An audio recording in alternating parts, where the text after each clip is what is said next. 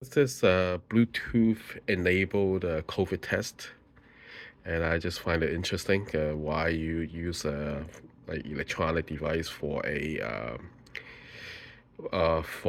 single use test, right? I just think the suspect is a little bit wasteful, but I'm also curious how it works, so I took it apart. Taking it apart is very easy. You just flip it over. Yeah, I already did that. First of all, there's a hinge right here that exposed the battery, which I already taken out.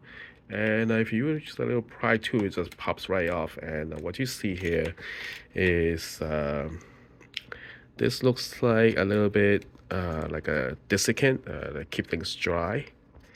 And then this looks like a strip that, so that was the cover that goes on a strip. And then when you take it out, let's see. Yeah, you pull it off.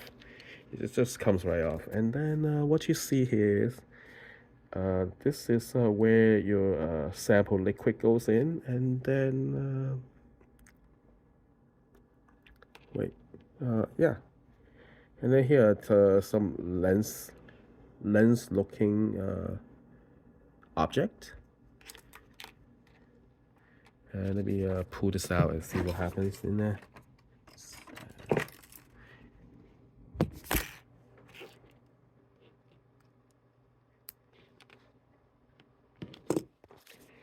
Okay. So I pull this out and look, here's one line that says test is successful, and probably here's another line that says you caught the bug. And so what is this?